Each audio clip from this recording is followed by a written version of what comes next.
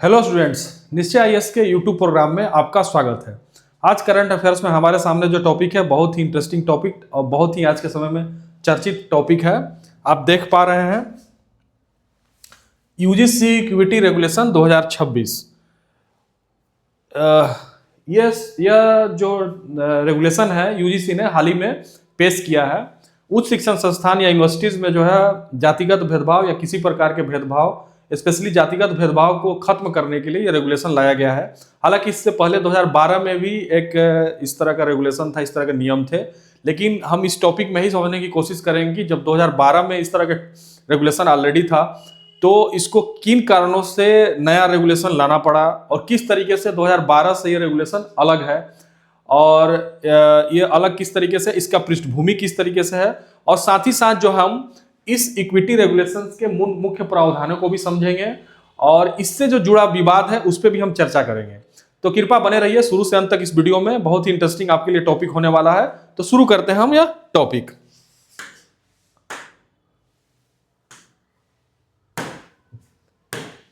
देखिए, सबसे पहले जैसा कि मैंने बताया कि यूनिवर्सिटी ग्रांट कमीशन या यूजीसी ने हाल ही में उच्च शिक्षण संस्थानों में भेदभाव, जिसमें जाति आधारित भेदभाव भी शामिल है, को समाप्त करने के लिए नए नियम, जिसका नया नियम है, नाम है promotion of equity in higher education institution regulation 2026।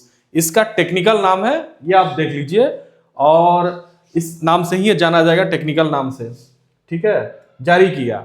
इसका जो है पृष्ठभूमि आप समझ लीजिए कि यह कदम भारत के सुप्रीम कोर्ट के दखल के बाद आया है, जब रोहित वेमुला और पायल ताड़वी की माताओं ने याचिका के दायर की थी, जिनकी 2016 और 2019 में जाति आधारित भेदभाव के आरोपों के बीच आत्महत्या से मौत हो गई थी। ऐसी एक घटना घटी थी, ये बहुत ही चर्चित घटना था, जिसमें ये दो छात्र थे, जाति आधारित भेदभाव के कारण आत्महत्या कर लिए थे। तो यह मामला सुप्रीम कोर्ट में भी पहुंचा था, तो सुप्रीम कोर्ट ने इस पर स्पष्ट दिशा निर्देश दिया था। इस दिशा निर्देश के कारण ही जो है यूजीसी नया नियम लाया। हालांकि 2012 में भी इस तरह का नियम था, तो इसको कहा जा रहा है 2012 का अपग्रेडेड वर्जन है, यानी 2012 में जो ऑलरेडी इस तरह के नियम थे उसमें बहुत सारे चीजों को बदला गया है। हम आगे समझेंगे क्या क्या बदलाव है। फिलहाल हम समझते हैं कि इससे संबंधित कुछ लोगों ने इसको विरोध भी किया है, उस विरोध को भी हम इसमें शामिल करेंगे कि किन बातों को लेकर इसमें आलोचक इसका विरोध कर रहे हैं, ठीक है। तो यूजीसी ने समानता के जो बढ़ाने व देने वाला जो नियम है, इक्विटी जो इस तरह का नियम इसको बनाया गया 2026 में, इसको जो अधिसूचित किया है वो क्या है, यूनिवर्सिटी ग्रांट कमीशन नियम अधिसूचित किया गया है। यानी यूनिवर्सिटी ग्रांट कमीशन उच्च शिक्षण संस्थानों में समानता को बढ़ावा देने का ये नियम है। इन नियमों का मकसद, जैसा कि मैं शुरू में ही बताया, धर्म, जाति, लिंग, जन्मस्थान, विकलांगता जैसे आधारों पर उच्च शिक्षण संस्थान में भेदभाव को खत्म करना है। जाति तो है ही है, जाति के साथ साथ और भी ऐसे जो डिप्राइव्ड क्लास हैं, जो मतलब जिनको जो है समाज में सताने का डर रहता है, उनको बचाने के लिए, जैसे यूनिवर्सिटीज में भी जैसे विकलांग लोग या दिव्यांग लोगों को भी उनसे भेदभाव होने की उम्मीद रहती है, तो उनको भी इसमें शामिल किया गया। इसका दायरा बहुत एक्सटेंसिव है, बहुत ही बढ़ा हुआ दायरा है, ठीक है। लेकिन खास ध्यान अनुसूचित जातियों, अनुसूचित जनजातियों, सामाजिक और शैक्षिक रूप से पिछड़े वर्गों, आर्थिक रूप से कमजोर वर्गों और विकलांग व्यक्तियों की सुरक्षा पर है। साथ ही समानता और समावेशन को बढ़ावा देना है। यह नियम 2012 के समानता को बढ़ावा देने नियमों की जगह लेते हैं और सभी उच्च शिक्षण संस्थानों में लागू होते हैं। ये कैंपस के अंदर भेदभाव से संबंधित शिकायतों को दर्ज करने, उनका समाधान करने का एक निश्चित संरचना और प्रक्रिया स्थापित करते हैं, ठीक है। अब देखिए कि नया रेगुलेशन कैसे लागू होंगे। सवाल ये उठता है कि नया रेगुलेशन, जो यूजीसी का नया रेगुलेशन है इक्विटी रेगुलेशन, वो कैसे लागू होंगे। इक्विटी रेगुलेशन 2026 को लागू करने के लिए यूनिवर्सिटी ग्रांट कमीशन ने सभी हायर एजुकेशन संस्थानों में 3 स्तरीय संस्थागत व्यवस्था को अनिवार्य किया है। ये 3 स्तरीय संस्थागत व्यवस्था होना चाहिए, तब ये नियम सही तरीके से लागू होंगे, और सभी हायर एजुकेशन के लिए यूजीसी ने इसको अनिवार्य किया है, ठीक है। पहला है समान अवसर केंद्र। अब इसको समझिए कि समान अवसर केंद्र किस तरीके से काम करेगा। इक्वल अपॉर्चुनिटी सेंटर्स होंगे यूनिवर्सिटीज में, वो किस तरीके से काम करेगा ये आप समझ लीजिए। इस तरह के क्वेश्चंस पूछे जाते हैं पीटी में भी कि इसके तहत जो समान अवसर केंद्र होंगे, इक्वल अपॉर्चुनिटी सेंटर होंगे, उसमें कितने सदस्य होंगे, ठीक है। इस तरह के क्वेश्चन पीटी में होते हैं, किस सदस्यों का अनुपात क्या होगा, उनके कार्य क्या होंगे, तो इस चीज को आप समझ लीजिए। देखिए, हर संस्थान को वंचित समूहों की नीतियों को देखरेख के लिए एक समान अवसर केंद्र स्थापित करना होगा। ईओसी जिला प्रशासन और पुलिस के साथ समन्वय करेगा, जरूरत पड़ने पर कानूनी सहायता प्रदान करेगा। मतलब छात्रों को कानूनी सहायता प्रदान करने का इसको काम सौंपा गया है, ये आप समझ लीजिए। इसमें से 5 फैकल्टी सदस्य होंगे, 5 फैकल्टी इसके इक्वल अपॉर्चुनिटी सेंटर जो होगा उसके 5 फैकल्टी सदस्य होंगे, जिनमें कोई श्रेणीवार आरक्षण नहीं होगा। अगर किसी कॉलेज में 5 फैकल्टी सदस्य नहीं तो उसकी संबद्ध यूनिवर्सिटी स्तरीय यूओसी इसका काम करेगा। अगर मान लीजिए किसी कॉलेज में, जैसे यूनिवर्सिटी से बहुत सारे कॉलेज संबंधित होते हैं, वहां अगर इस तरह का समान अवसर केंद्र नहीं है या फिर 5 फैकल्टी नहीं है वहां किसी कारणवश, तो जिस यूनिवर्सिटी से वो अफिलिएटेड होगा वो यूनिवर्सिटी के जो समान अवसर केंद्र होंगे वो इस चीज के लिए वहां पे कार्य करेंगे या इस दिशा में हेल्प करेंगे। ठीक है। इक्विटी कमेटी यूओसी को 10 सदस्यों वाली इक्विटी कमेटी सपोर्ट करेगी। ठीक है। जो इक्वल अपॉर्चुनिटी सेंटर होगा उसको 10 सदस्यीय इक्विटी कमेटी सपोर्ट करेगी, जिसकी अध्यक्षता संस्थान प्रमुख करेगा। 5 सदस्य जो होंगे आरक्षित श्रेणी से होने चाहिए।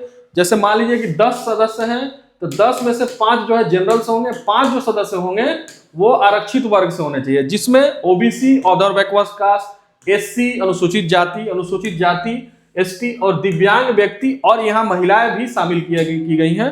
तो ये इनका सबका अनुपात रखा गया है ताकि समान अनुपात हो, ताकि वो सही से सही दिशा में कार्य करे। कमेटी को शिकायत मिलने के 24 घंटे के अंदर मीटिंग करनी होगी और 15 दिनों के अंदर अपनी रिपोर्ट जमा करनी होगी। ठीक है। संस्थान के प्रमुख को रिपोर्ट मिलने के 7 दिनों के अंदर कार्रवाई शुरू करनी होगी।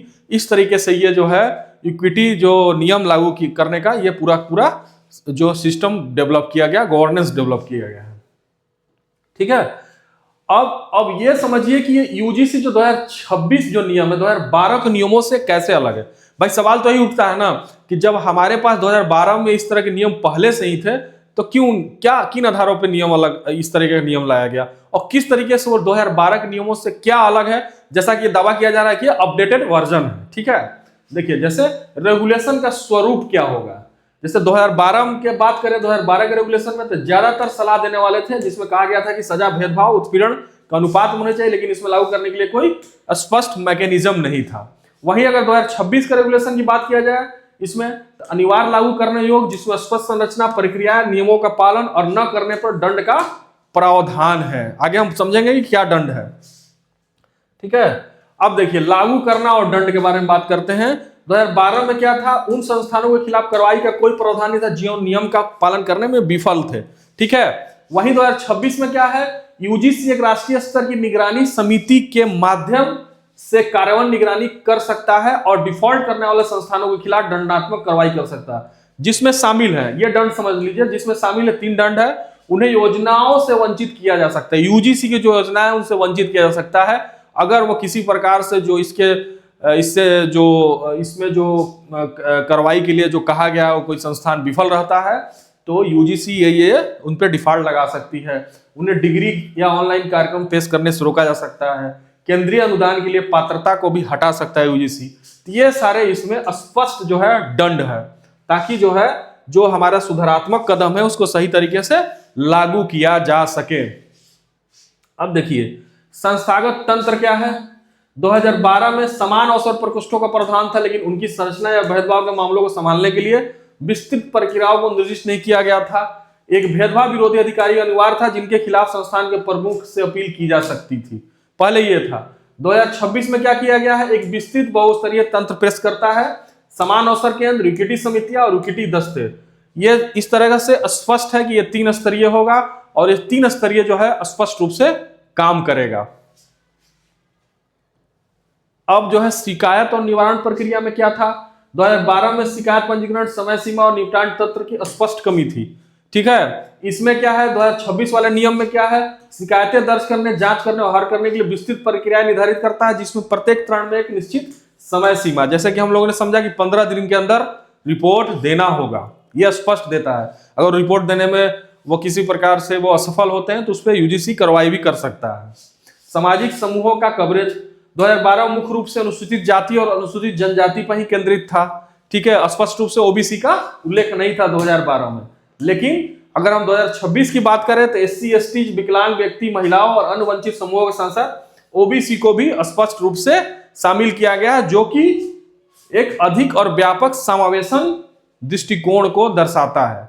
ये इस तरह का अगर एक फैसला लिया गया तो एक अधिक समावेशन वाला एक समाज तो बनना ही चाहिए, और यूनिवर्सिटी या कॉलेज से जो निकले हुए छात्र होते हैं वही आगे चलकर समाज का भी निर्माण करते हैं। अब देखिए कि इस रेगुलेशन को लेकर विवाद क्या है, इसके बारे में भी हम थोड़ी सी चर्चा कर लेते हैं, जो कि बहुत ही महत्वपूर्ण है। सबसे ज्यादा है कि आलोचकों का तर्क कि ये नियम जनरल कैटेगरी यानी सामान्य छात्र, समान वर्ग के छात्रों को परेशान कर सकते हैं और कैंपस में जाति आधारित भेदभाव को बढ़ा सकते हैं। मुख्य आपत्तियों में से एक है भेदभाव की झूठी शिकायतों के लिए सजा न होना। जाहिर सी बात है, कई बार देखा जाता है कि जैसे SC/ST एक्ट का भी दुरुपयोग होता है, उसी प्रकार से इस तरह का भी दुरुपयोग होने की संभावना है कि मान लीजिए कि कोई छात्र अगर SC/ST या किसी वंचित समूह से है कॉलेज में, और अकारण एन के एन प्रकरण से वो किसी जनरल समुदाय के लड़के को फंसाने के लिए या किसी इस तरह के उद्देश्य से वो अगर शिकायत दर्ज कर देता है तो कार्रवाई हो सकती है। लेकिन अगर इसमें एक स्पष्ट मैकेनिज्म रहेगा कि अगर भेदभाव जो है भेदभाव की झूठी शिकायत की गई है और वो अगर पकड़ा जाता है, उसमें अगर सजा का प्रावधान होगा तो एक बेहतर कदम हो सकता है। मेरे ख्याल से अगर इस तरह का आलोचना या इस तरह का अगर विरोध किया जा रहा है तो वो उचित ही प्रतीत होता है। इस पर सरकार को विचार करना चाहिए। आलोचकों का दावा है कि ऐसे प्रावधान के बिना नियमों का गलत इस्तेमाल किया जा सकता है, जबकि संस्थानों को नियमों के पालन न करने पर दंडात्मक कार्रवाई का सामना करना पड़ सकता है।